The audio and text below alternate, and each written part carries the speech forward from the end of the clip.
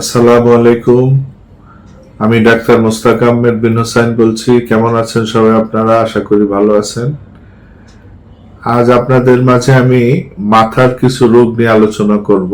মাথা ঘুরানো, এটা ইংরেজিতে বলে ভার্টিগো, অর্থাৎ কোনো কারণ ছাড়াই মাথা ঘুরায় এবং সর্ব অবস্থায় মনে হয় মাথা ঘুরায় একদিকে ফেলে দেয়, পড়ে যায় সে।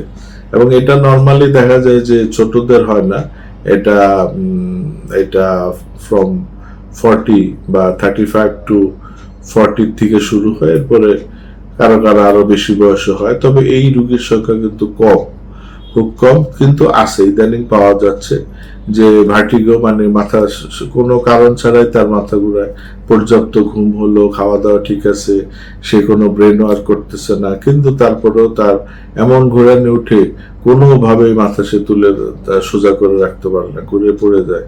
এবং মাথা নিচের দিকে, বিশেষ করে নামাজের সেজদার যাওয়ার সময় খুব খারাপ লাগে, সেজদা দিতে পারে না, স্বাভাবিকভাবে সে চলাফেরা করতে পারে না, ঘুরে আরেক দিকে পড়ে যায়। এই জন্য কিন্তু তার মজার ব্যাপার হলো তার প্রেশার নর্মাল থাকে, তার ডায়াবেটিস নর্মাল, সব নর্মাল, কিন্তু সিমটম হলো সারাক্ষণ মাথা ঘোরায়। বা সারাক্ষণ না ঘুরালেও কখনো কখনো এমন ঘোরানো শুরু হয়, টানা 1 দিন 2 দিন মাথা ঘোরানো থাকে, এরপর আবার অটোমেটিক ঠিক হয়ে যায়। এই ধরনের যদি সিমটম আমরা পাই তাহলে বুঝবো দিস ইজ ভার্টিগো, মাথা ঘোরানো। তো এই ভার্টিগোরও কিন্তু খুব ভালো এবং প্রপার এবং 100% সুন্দর চিকিৎসা হোমিওতে আছে। মজার ব্যাপার হলো এই ভার্টিগোর কোনো চিকিৎসা অ্যালোপ্যাথিতে নাই, না আছে সার্জারি, না আছে তাদের মেডিকেশন।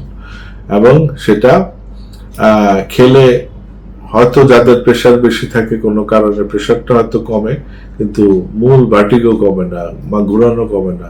সেক্ষেত্রে ডেফিনেটলি কনফার্ম ভাবে হোমিও চিকিৎসা আছে, আপনারা এসে পরামর্শ নিতে পারেন এবং ভার্টিগো রোগ ভালো হতে পারে। ধন্যবাদ, আজকে এই পর্যন্তই।